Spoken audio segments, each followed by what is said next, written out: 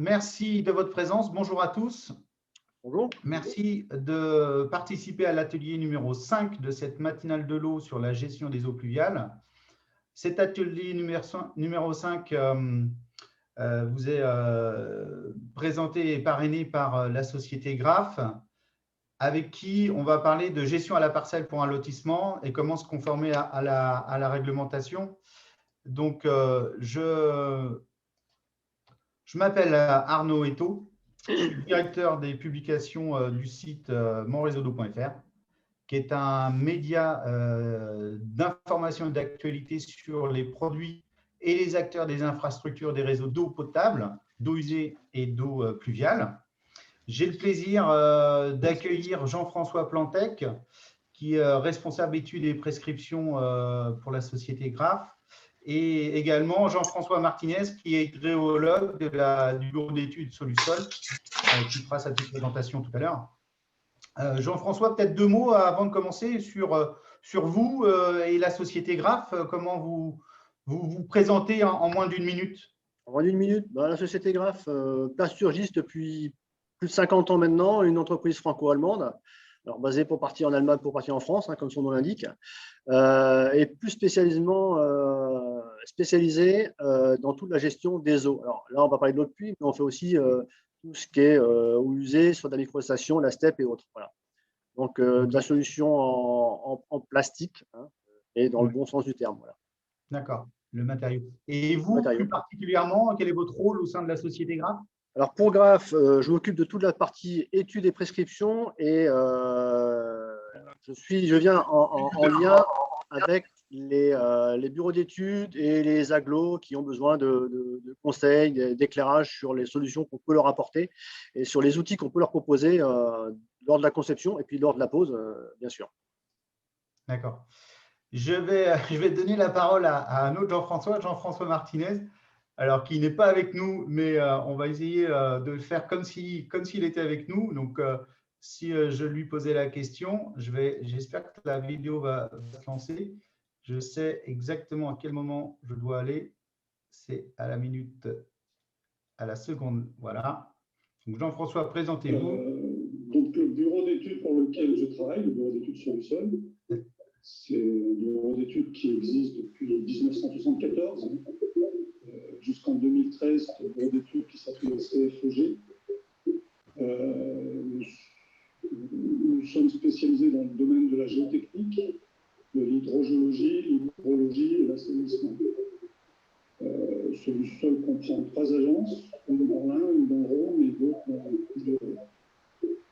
On intervient principalement dans le quart sud-est de la France, aussi dans le reste de la métropole, et ponctuellement en Martinique, dans le domaine de Solusol, c'est une dizaine d'ingénieurs et un de cours. Moi, je travaille depuis 1988 à l'agence de Mézieux, dans Rome, et j'ai une formation universitaire, je suis docteur en hydrogène. Alors, dans le domaine de l'eau, nous produisons, un domaine qui nous intéresse chez Solusol ici, c'est le domaine de l'eau. On produit des études pluviales, des études posées, des études d'inondabilité, des études d'hydrogéologie, la vacant de nappe en particulier.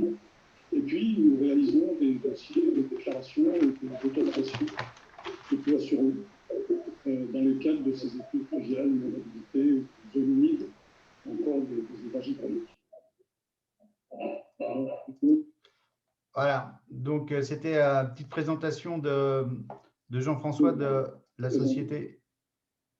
Voilà, la société Hydrosol. On a prévu cette intervention en 3 parties. La première partie, c'est l'EPLU, pourquoi y faire attention.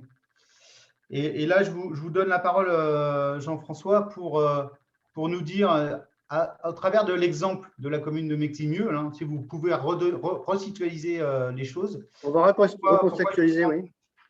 Pourquoi il faut faire attention au PLU? Alors, déjà, pourquoi faire attention au PLU? Parce qu'effectivement, je pense que beaucoup de gens le savent, ça va être le cadre légal que va vous imposer l'agglo pour gérer, dans le cas qui nous intéresse, vos eaux pluviales. L'exemple, on a pris la commune de Meximieux comme exemple, puisque le PLU, qui est quand même relativement ancien, date de 2013, intégrait déjà une forte sensibilité par rapport au volume et au rejet des eaux pluviales, au traitement des eaux pluviales. Donc, c'est vraiment ce qui nous intéressait sur ce cas-là. Je pense qu'on va revenir après sur une vidéo de Jean-François Martinez. Mais globalement, hein, ce qui nous avait intéressé, c'est effectivement que, on le verra dans les slides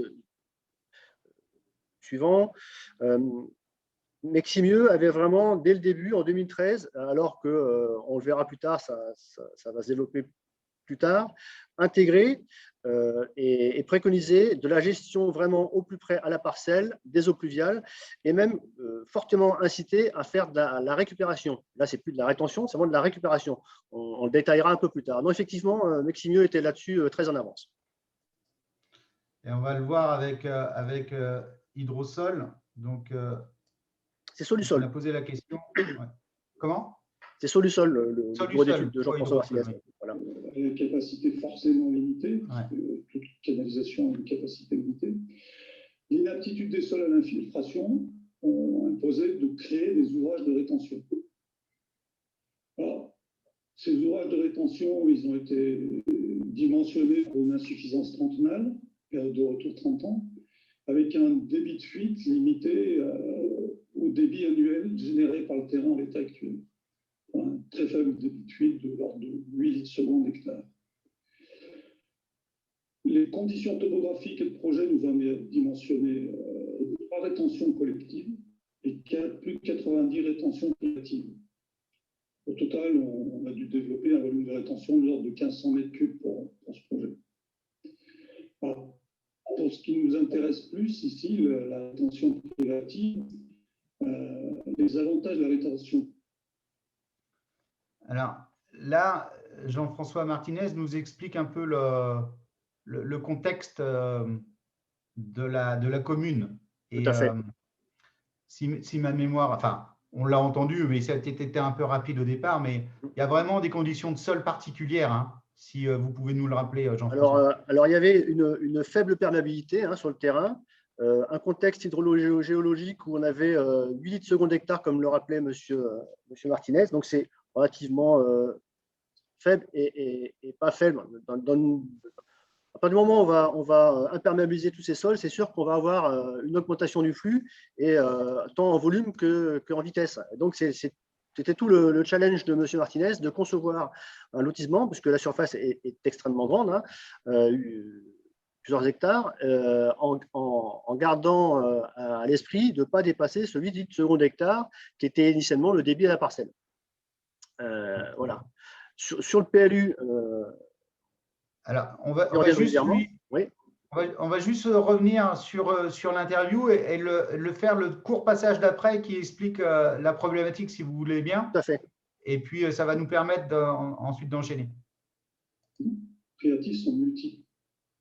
D'abord, elles permettent de réduire la taille des rétentions collectives, donc de réduire les emprises, et puis surtout de gérer les pluies au plus près de leur point de chute. Ça nous permet de limiter les débits dans les canalisations qui font suite à ces rétentions privatives, mais aussi de réduire la vitesse d'écoulement des eaux, en particulier dans les terrains en pente, comme c'était le cas, et donc de réduire l'érodabilité de l'eau sur les canalisations et les risques de mise en charge. Enfin, ces rétentions privatives, ce volume, il a été accru conformément à la demande du PLU, d'un volume de 1 ou 2 mètres cubes pour stocker un volume d'eau supplémentaire, volume d'eau utilisable pour l'arrosage à la parcelle, arrosage des jardins. Voilà, donc là, on a vraiment pris 2 extraits de cette interview. Cette interview dure 20 minutes. Je vous invite sincèrement à aller la parcourir et la regarder tout entière. C'est vraiment très instructif et très intéressant. Le discours de M. Martinez est limpide et vraiment vaut le détour. Clairement. Et du coup, on parlait d'un PLU de 2013 et on a défini un mot lorsqu'on a préparé cette matinale, on a dit qu'il était avant-gardiste. Pourquoi, Jean-François Plantec, pourquoi il est avant-gardiste, ce PLU? Alors, clairement, avant-gardiste, parce qu'en 2013, déjà, c'était pas commun de déconnecter comme ça les réseaux et d'intégrer le mètre cube de rétention supplémentaire pour chaque parcelle. Ça, c'était vraiment, c'est la première fois que je le lisais, moi. Et ce qu'il faut y comprendre, c'est que c'est vraiment une forte incitation des pouvoirs publics à encourager le désengorgement et l'utilisation d'une eau pluviale pour le réseau, les réseaux adjacents, type arrosage,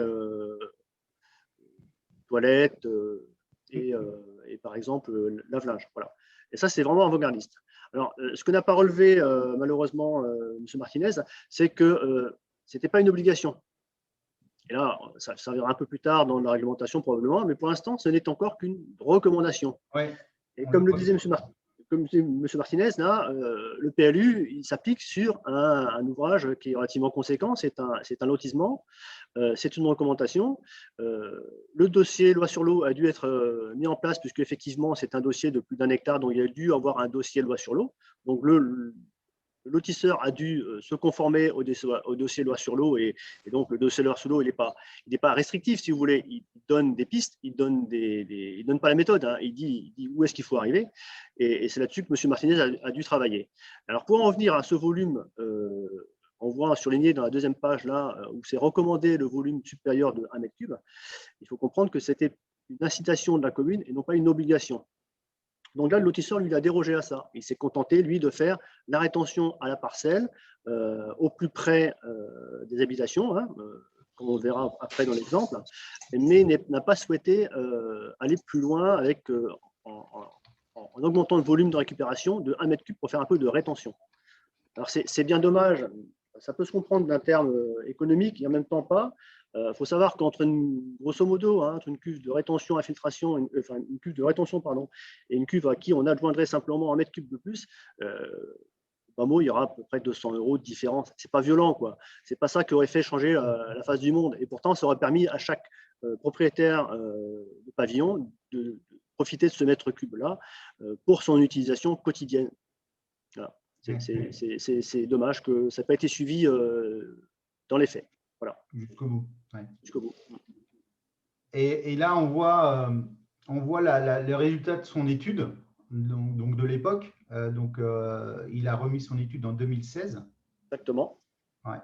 Et on voit la répartition du projet. Hein, on voit la répartition du projet avec de grands volumes. Alors forcément, sur les espaces collectifs, il y a de très, très gros volumes. Hein, gros volume sur les 200-300 mètres cubes pour la rétention collective. Et puis après, à chaque parcelle, on retrouve les points qui sont surlignés, les parcelles 1 à 20, les parcelles 21, 41, etc., qui sont toutes associées avec une rétention privative de 3,5 mètres cubes avec 1 litre seconde de débit en sortie. Voilà.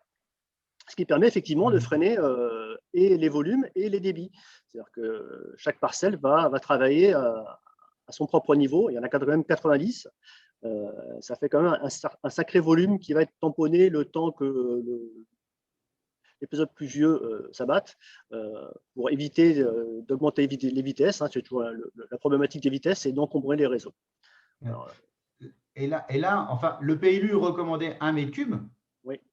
Et là, son rapport d'étude, lui, préconise 3,5 mètres cubes. Alors, il faut dissocier, et c'est souvent l'erreur que font les gens, il faut dissocier la partie rétention et la partie récupération. Le PLU recommandait à peu près ces volumes-là de rétention. Donc, c'est ce volume d'eau-là qui va être géré et freiné, mais qui ne sera en aucun cas utilisable par le particulier. Ce sera juste un volume tampon qui va servir à écrêter, si vous voulez, le passage pluvieux. En allant plus loin, le mètre cube supplémentaire, lui, il est transparent, si vous voulez. Il ne sert que pour le particulier, pour son arrosage, son lave-linge, ses WC. Il est, si vous voulez, d'un point de vue hydraulique, il est transparent. Mais il aurait quand même son utilité, on le verra plus tard. Ouais. Donc là, ça c'est la solution théorique que vous avez. Alors ça, c'est la solution théorique, vous voyez. Alors, on va souvent nous reprocher, enfin là, la question qui va souvent être posée dans les commentaires, c'est pourquoi on est parti sur de la cuve directement et non pas sur une solution qui aurait été une solution d'infiltration directement. Alors, la réponse est assez simple, hein, c'est qu'on est sur des parcelles relativement petites, avec une infiltration relativement faible, et que de facto, on est obligé de faire une rétention très proche des bâtiments. Alors, il est évident que si on infiltre trop proche du bâtiment, eh bien, on risque d'avoir des dégâts, d'infiltration, de l'érosion de sol près des ouvrages fondés. Donc, la moins pire et la meilleure des solutions, c'est de faire une rétention au pied de gouttière. On le voit dans la photo suivante, de la cuve qui est posée vraiment au ras du bâtiment, parce que c'est possible avec une cuve, avec un faible encombrement, puisque là, on a 3 mètres cubes sur une petite cuve, hein, c'est pas très grand, et avec un débit régulé très fin. Alors là, le débit régulé, même, on pourrait y revenir, parce que certains pourront penser qu'un litre seconde, c'est beaucoup ou pas beaucoup. Ça fait quand même un beau débit, un litre seconde. Hein. On aurait pu aller bien plus bas avec notre système. C'est là où, j'en reviendrai plus tard, on a aussi des infos à donner aux prescripteurs, aux agglos, c'est-à-dire qu'on peut aller plus bas avec des systèmes qui sont sécurisés au niveau du débit, c'est-à-dire qui permet d'avoir des rétentions beaucoup plus efficaces et des gestions de réseau beaucoup plus efficaces aussi. Alors, vous voyez sur la photo de gauche, on voit très bien comment ça se passe. Hein. C'est tout simple, hein, ce genre de système-là. Vous avez une cuve avec un débit de fuite qui est organisé, bien sûr, en fond. Vous voyez un petit flexible bleu qui monte là et qui est attaché à une crépine avec une bouée. Alors, c'est simple, hein, l'orifice calibré, il est au bout de cette crépine-là. Ça aura un gros intérêt, c'est qu'on ne va pas être en contact avec les flottants. Vous voyez, il y aura forcément des choses qui vont arriver dans la cuve. Comme cet orifice calibré, il est situé à un niveau constant qui est à peu près 5 cm sous la bouée, il ne sera pas à aspirer les flottants et il aura toujours une colonne d'eau identique, puisqu'on est toujours sur la bouée va suivre le niveau d'eau, et donc on pourra avoir comme ça un débit. Alors là, pour le cas, c'était 1 litre seconde, mais il aurait pu être augmenté ou diminué jusqu'à 0,05 litres seconde. Donc ce sont des débits qu'on peut assurer de façon très faible, qui permettent effectivement de gérer au plus près de là où tombe l'eau. Hein. C'est la volonté, on voyait tout à l'heure avec monsieur Hérin, gérer l'eau au plus près de son point de chute. Ok. Je profite là pour rappeler que faites comme Anthony Ferron ou Jérémy Gouvard, posez, ou Hervé Pailloux, posez vos questions dans le chat. On aura l'occasion d'y revenir et d'y répondre lors de la session questions-réponses d'ici 15 minutes. Je vois déjà plusieurs questions posées intéressantes. Ok, on a fait le point avec Meximieux. C'était un projet avant-gardiste, hein, 2013, déjà à l'époque. Voyons un peu au niveau de la réglementation, l'évolution de cette réglementation. Vous, comment vous la voyez, vous, en tant qu'industriel? Et vous nous partagez ici un petit diaporama, une petite frise qui m'a paru hyper intéressante. Alors, c'est super intéressant, cette petite frise-là. On ne va pas rentrer dans le détail des numéros de loi, des index et autres. Hein. On va revenir simplement sur l'évolution des réglementations. Alors, dans l'ouverture, dans la plénière d'ouverture, on avait Jean-Jacques Hérin qui en parlait justement et qui disait que c'est pas d'hier tout ça. Hein. C'est le code napoléonien qui nous oblige à ça. En tout cas, qui a posé les fondements de cette réglementation. Et puis, tout au long du siècle passé, cette réglementation a évolué. Moi, ce que je vois en parallèle de tout ça, c'est qu'il y a un décalage entre la réglementation donc voulue par l'État et l'application de cette réglementation qui est dévolue, elle, aux collectivités. Vous voyez, on a toujours là, on est dans les années 2000-2010. Les outils qui sont mis réglementairement aux moyens des collectivités sont quasiment de la déconnexion. On en est encore assez loin. On voit qu'il y a un décalage dans le temps à ce niveau-là. Il y avait un croquis extrêmement intéressant du grès tout à l'heure en plénière, où on voyait d'abord l'entonnoir, ensuite la passoire et ensuite l'éponge. C'était extrêmement intéressant parce qu'on aurait pu faire un copier-coller de ces 3 éléments-là sur cette évolution des règles et qui accompagne clairement cette évolution-là. Oui, tout à fait. De passer de la ville vraiment du tout tuyau à quelque chose qui sera de la déconnexion, et on voit que ça se fait tranquillement, mais même si les outils réglementaires sont là, ça n'ira pas sans une application, sans un choix et sans une volonté réelle, comme l'avait fait Meximieux, d'imposer et d'appliquer ces lois. Ouais. Voilà. Donc là c'est un peu le résumé de ce que vous venez de dire. Exactement. Exactement. Donc, et c'est ce qui est d'ailleurs, vous le verrez si vous voyez l'interview de M. Martinez, hein, son objectif était de gérer l'eau pluviale au plus proche de son point de chute. C'est un fondement, hein, c'est un fondement. Moins ça ruisselle, moins ça se concentre, moins ça prend de la vitesse et plus c'est gérable.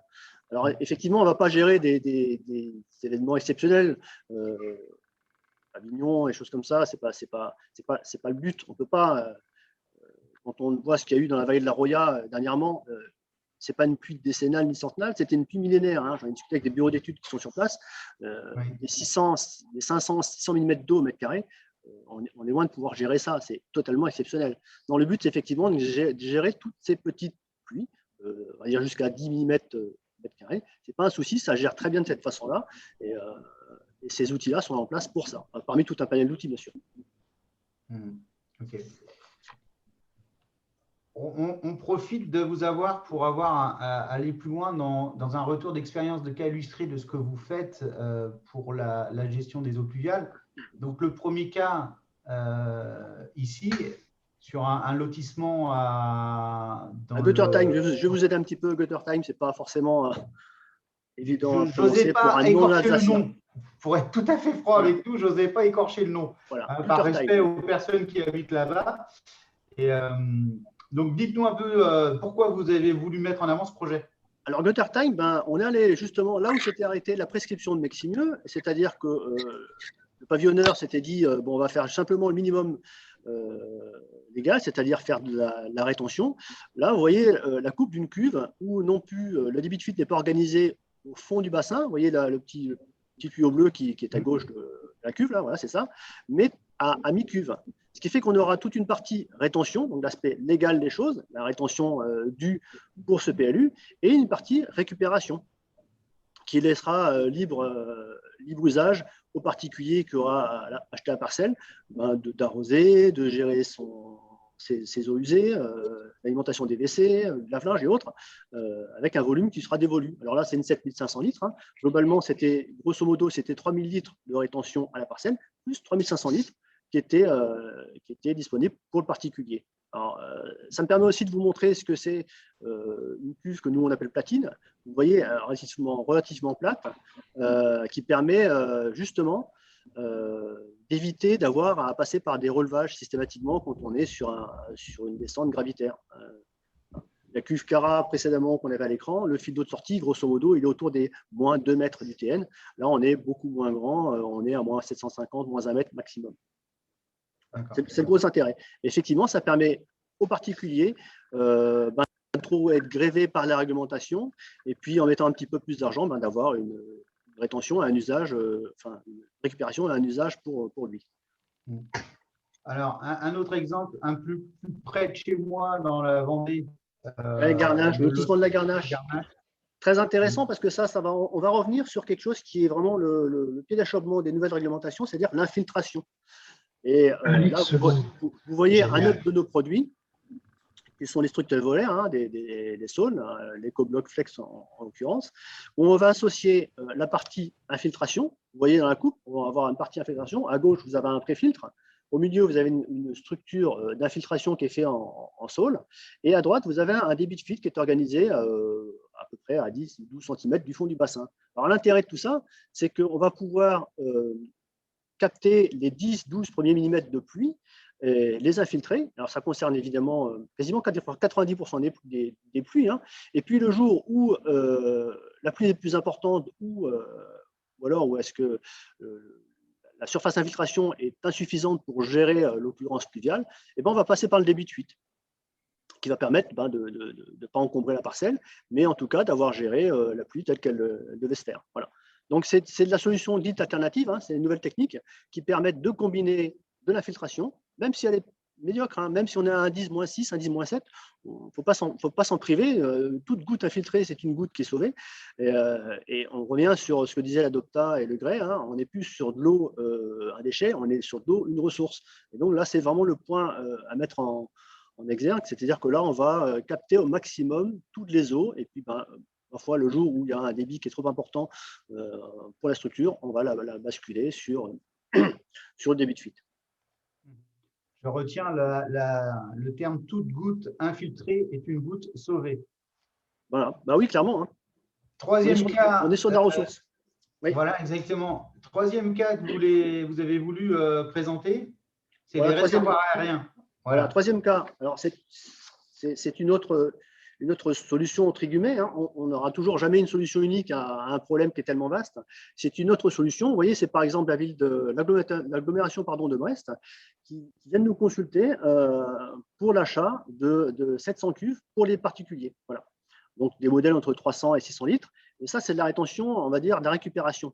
Pas de la rétention, même si on pourrait un peu jouer sur les mots, c'est de la récupération d'eau à la parcelle et en aérien. C'est-à-dire que sans gros travaux, on va permettre à tout à chacun de profiter d'une eau gratuite pour l'arrosage, voilà, ni plus ni moins. Et là, c'est carrément l'agglomération brestoise qui envoie l'appel d'offres pour l'achat de ces 700 cuves. Donc, c'est… Alors, après, les cuves, hein, il y en a des dizaines de modèles, hein, c'est pas ça qui manque. Mais ce qu'il faut retenir, effectivement, c'est cette volonté de mettre un outil supplémentaire à disposition des agglomérations et puis des particuliers pour capter cette ressource, encore une fois. Ouais. Je pense que ça a été la conclusion de notre interview avec M. Martinez. C'est le pouvoir de décision, il est aussi politique, c'est aussi une volonté des élus ou des collectivités à mettre en œuvre cette gestion des eaux pluviales. Donc, finalement, vous conformez plus ou moins à ce qu'on veut, ce que veut le pouvoir public. Exactement. Nous on saura s'adapter de toute façon, on est là pour ça. Il y a une réglementation qui est imposée, qui est établie par l'État, imposée ou non par les collectivités. À nous de mettre en face les outils, les produits qui vont permettre d'appliquer cette réglementation et d'apporter des solutions. Alors, ça peut être effectivement, comme on le voit là, de la rétention aérienne, comme on l'a vu précédemment, de l'infiltration ou encore de la rétention avec récupération. En fait, il y a une gamme. Hein, voilà. Pour revenir sur Graph, hein, ça fait 50 ans qu'on fait de la gestion d'eau de pluie. Vous imaginez bien qu'en 50 ans, on a pu mettre au point X outils, en tout cas, on va appeler ça des outils, mais ce sont des produits. Hein. Là, pour les cuves aériennes, il y en a 70 modèles. Ça vous donne un petit peu le champ libre pour créer et pour solutionner chaque problème. Je vais vous faire sourire en reprenant la maxime qu'on a utilisée en plénière d'ouverture. Graph n'est pas né de la dernière pluie. Exactement. Hein? Ok, merci beaucoup Jean-François. Ça a été super intéressant, très technique, très pédagogique, très concentré, puisqu'on est à 11h28, on est 2 petites minutes en avance. Un peu d'avance, on peut déjà attaquer les questions si besoin. Exactement, et des questions, il y en a eu pas mal, et donc on va pouvoir les traiter, j'espère, toutes les unes après les autres. Alors, la première, ça a été, mais vous avez un petit peu répondu sur le cas de Meximieux. L'infiltration à la parcelle n'avait-elle pas été étudiée? Si, bien sûr, elle a été étudiée, bien sûr. C'est toujours ce qui est mis en avant, mais avec un coef aussi faible, c'était relativement compliqué. Il y a eu une infiltration qui a été faite derrière en structure alvéolaire. On n'en a pas parlé parce qu'on n'a que 30 minutes, c'était un peu court. Il y a une infiltration derrière qui a été faite en structure alvéolaire avec des gros volumes d'infiltration. En fait, le débit de fuite de la parcelle a été vraiment même abattu, il me semble. Hein. Des 8 secondes hectares, on est passé même en dessous. Donc, c'était une opération relativement blanche, même positive pour cette parcelle. Alors, il y a sous-jacent la question de la perméabilité faible du sol.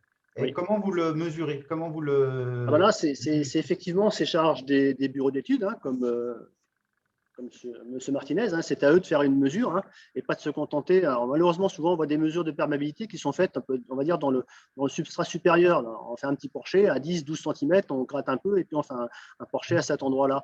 Non, là, ce qui est important, c'est vraiment vérifier l'infiltration là où elle se fera, c'est-à-dire à 2 ou 3 mètres au fond de fouille, quoi, en grand, et de vérifier ce qui a été souvent mesuré lors du du permis de construire, vérifier les données mathématiques qui ont été extrapolées.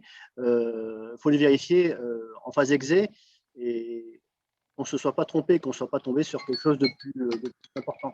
Ouais. Alors, c'était une question de Jérémy Bouvard. Hervé Payou vous pose la question sur votre préconisation sur la distance à respecter entre la cuve fondation entre la distance entre la cuve et la fondation de la construction. Quelle est la distance minimum que vous recommandez de respecter? Alors, on préconise, nous, de mettre un gravillon, ce qu'on appelle un graviron autour de la cuve. Grosso modo, votre cuve, vous ferez votre excavation. Et après, elle sera jamais en contact avec le bâtiment. Donc, quand vous avez votre fosse, il faudra compter au minimum 50 cm entre la cuve et le bâtiment pour pouvoir mettre ce remblai, ce gravillon, avec un roulet 8-16, voilà, techniquement, pour permettre d'amortir et de protéger la cuve des variations de terrain. Ouais. Ok. Nathalie Bardin qui nous pose la question, alors là je pense qu'elle était sur le cas de Meximieux, du rapport entre la taille des parcelles et la surface imperméabilisée sur chacune d'elles. Est-ce que vous avez une idée ou vous vous souvenez ou vous pouvez trouver cette réponse? Elle est dans le rapport de Meximieux. Le PLU imposait à minima 30% de surface non imperméabilisée. C'était la seule chose qui était imposée. D'accord. Voilà. Okay. Donc après, à charge aux pavillonneurs de respecter cette obligation, soit avec de l'espace enherbé, soit avec du pavé, de l'evergreen et autres. Voilà. Ouais. Minimum 30% d'infiltration. Voilà. D'accord. Anthony Ferron pose la question sur un débit de 0,05 litres seconde. Est-ce que c'est techniquement possible? C'est techniquement possible puisqu'on le fait et c'est souvent même réalisable. On le fait. C'est pas ce qu'on nous demande. On est surtout sur du 0,1 litre seconde en général. 0,05 on sait le faire, mais 0,1 c'est plus fréquent. D'accord. Alors, Anthony Ferron toujours. Séverine Venat. Quel volume de cuve en moyenne Grave propose? Est-ce que vous êtes sur des volumes de 10 à 20 mètres cubes? Donc là, on parle plutôt sur votre gamme de produits. Alors, on peut dire que sur les dernières années, effectivement, les volumes ont évolué. Là, on était sur la 3 à 4 mètres cubes. Maintenant, pour du particulier, on va arriver facilement sur du 10, 12 mètres cubes. Ce n'est pas anecdotique. Les volumes augmentent. Après, il faut savoir que RAF, on ne s'arrête pas à 10 mètres cubes. Les plus grandes cuves, elles vont jusqu'à 100 mètres cubes. Donc, ça reste… Pour le particulier, on a vu clairement une augmentation des volumes sur les 4 dernières années. Ouais. Okay. Autour de 10 mètres cubes. Et notre gamme a évolué en rapport. Vous verrez, si les gens s'intéressent un peu à notre gamme, vous verrez qu'on a sorti des nouveaux produits les années précédentes qui s'orientent vers cette volonté-là, et pour les particuliers. Et puis, on le voit aussi souvent pour les petits collectifs, où il y a cette volonté de récupérer de l'eau, où on a des volumes de récupération qui avoisinent ces 10, 12, 20 mètres cubes. Ouais. D'accord. Alors là, il y a une question un peu plus pédagogique d'Anthony Ferron. Comment avez-vous expliqué aux particuliers que cette rétention d'eau ne sert pas à la réutilisation de l'eau de pluie pour des usages perso, car il y a souvent des erreurs de raisonnement sur le sujet, la cuve devant se vider pour accepter une nouvelle pluie? C'est effectivement assez compliqué à faire entendre aux particuliers que cette eau-là, il ne pourra pas s'en servir. Voilà.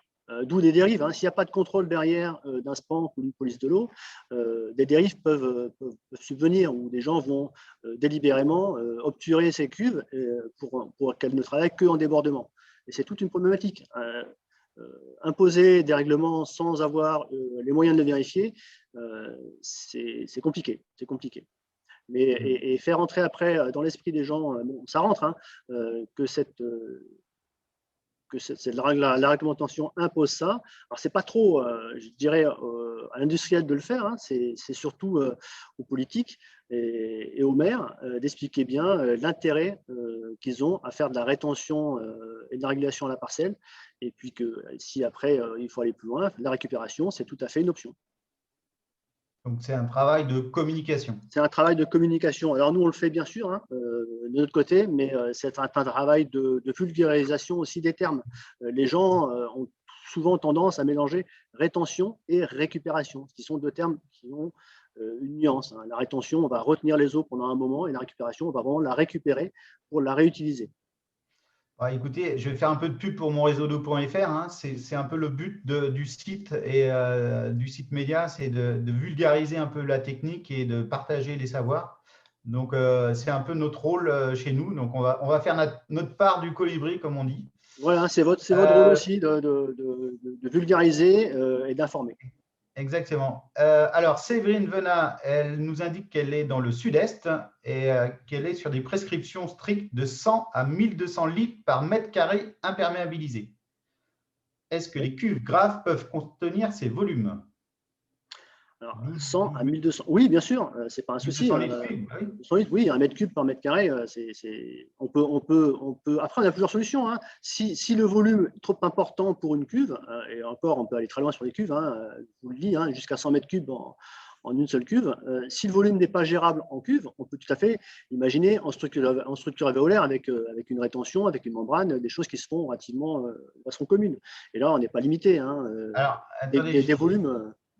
On est sur 120 litres mètre carré. Désolé. Je vois le fil, je prends les questions les unes après les autres, parce qu'il y en a beaucoup. Et ça, c'est intéressant. Elle reprécise, ce n'est pas 100 à 1200, c'est 100 à 120 litres par mètre carré. Voilà, ça fait 100 mètres carrés sur un 100 mètres carrés. Hein, vous avez 10 ou 12 cubes. Hein. Oui, ce n'est pas un souci. Voilà, ce n'est pas problématique. Non. Bon, j'inviterai Madame Venat à vous contacter directement. En utilisant le groupe Co de Idealco, vous pouvez avoir les coordonnées et vous mettre en relation directement. C'est l'intérêt de ce réseau social professionnel. Très bien. Anne Béchu qui demande si elle peut avoir un ordre de grandeur du coût de la technique mise en œuvre à Garnache. Toujours une question intéressante, le coût, effectivement. Le coût… c'est assez complexe. Moi, je pourrais vous quantifier le coût de la structure et éventuellement du matériel. Après, le coût global, il est plus important. Effectivement, il y a l'excavation, la pose de réseau. Il y a des coûts que je ne maîtrise pas qui sont faits de l'entrepreneur ou du terrassier qui va faire les réseaux. Après, la structure alvéolaire, hein, tout à l'heure, on en a parlé vaguement. Quand on est sur du tout fini, prêt à poser, on est sur de 300 € du mètre cube. Là, on parle de rétention. Là, on peut dissocier d'un volume comme ça le coût de la membrane, qui est pas négligeable, et on passera largement en dessous des 200 € du mètre cube. D'accord. Céline Fraisse qui pose une question en écho à ce que vous avez dit tout à l'heure sur le contrôle. Qui contrôle la mise en place effective du système chez le particulier à la fin de la construction? C'est l'agglo. Hein. C'est l'agglo. C'est l'agglo ou la commune, hein, c'est à eux. Hein, c'est eux qui imposent une réglementation. Après, ils ont à leurs moyens, ou les sprankers, hein, qui sont là pour ça aussi. Ce sera de la DSP, ce sera de la délégation de service public de toute façon. Ouais. Laurent Danville qui pose une question, voilà, je ne vais pas dire philosophique dans le domaine de l'eau, mais stocker et réguler, est-ce vraiment compatible? Est-ce que vous pouvez préciser en 1 minute? En 1 minute? Compliqué. Stocker et réguler, est-ce vraiment compatible? Ben oui, on ne peut pas stocker sans réguler. Stocker n'a pas de sens si vous ne régulez pas derrière. Que vous réguliez d'une façon avec un débit régulé, comme on l'a vu tout à l'heure, ou qu'on régule avec l'infiltration. Le stockage n'a de sens si on… Alors, techniquement, il n'a de sens que si on connaît le débit de fuite. C'est toujours le problème de la baignoire qu'on rend vide et qu'on remplit, hein, qu'on avait dans le collège. Hein. Pour savoir combien je dois stocker, il faut savoir à quel délai, débit se vide ma baignoire. Voilà. Et stocker et réguler ont tout leur sens. Donc, c'est des problèmes mathématiques qu'on pourrait poser en primaire. Peut-être un peu plus. Peut-être un peu plus quand même. Oui. Ouais. On parle d'entretien. David Thierry, une question pertinente, là aussi, je trouve. L'entretien des systèmes de régulation par les particuliers. Est-ce que vous connaissez, vous préconisez des contrats d'entretien? Quelle est la fréquence des interventions? Est-ce que vous le faites, vous, ou vous produisez simplement les produits? Comment ça se passe pour l'entretien? Alors, on va faire un parallèle avec l'assainissement non collectif. Graphe aussi de la microstation préconise un entretien, mais qui n'est malheureusement obligatoire, entre guillemets, mais qui est à la charge du particulier. Pour ce qui est de l'assainissement non collectif, nous, on a un partenaire qui s'en occupe sur la France et qui est capable d'offrir des vérifications, des entretiens périodiques et de la maintenance. Voilà. Ce faisant, ce n'est pas toujours appliqué, ne serait-ce pour l'assainissement non collectif. Alors, imaginez pour le pluvial, on en est encore très, très loin. Après, l'entretien du pluvial, ça reste relativement beaucoup plus simple qu'une steppe. Hein. C'est visuel, on regarde, éventuellement, on enlève les bouts qui sont arrivés en décantation au fond de la cuve, on vérifie que l'orifice régulé, il marche toujours. Voilà, c'est relativement beaucoup plus simple que la maintenance d'une microstation ou d'un traitement ANC. D'accord. Donc, ça rejoint un peu la question de Blanche Sauvestre qui pose comment nettoyer la cuve, la vidanger, récupérer les dépôts en matière solide. Y a-t-il un risque de bouchage de la crépine? Le risque est toujours inhérent à un système technique. Hein. De toute façon, là où le bas blesse dans tous les systèmes, c'est toujours la maintenance. Hein. Le système le plus performant qui soit au monde ne fonctionnera que s'il est entretenu régulièrement. Il en devrait même pour une maison, pour une voiture, que pour une gestion des eaux pluviales. Voilà. Une maintenance régulière, de facto, on n'est pas sur quelque chose qu'on va oublier au fond du jardin et en se disant ça marche, tant mieux. Ça se vérifie. Ça se vérifie. Ouais. Et il y a Laurent Danville qui fait le commentaire pertinent. Les SPANC ne s'occupent que des eaux usées domestiques. Attention. Tout à fait, oui. C'est pour ça que je dis que ce serait une DSP, c'est encore à voir. Mais donc, est-ce que vous pensez que c'est une évolution possible du milieu vers de nouveaux services qui devraient émerger?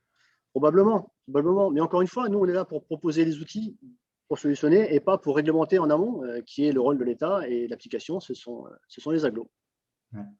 Séverine Venat qui pose une question un peu plus technique. Peut-on envisager d'installer en sortie de gouttière une cuve de récupération qui, dès remplissage complet de la surverse, se dirigera ensuite vers une cuve de rétention-infiltration?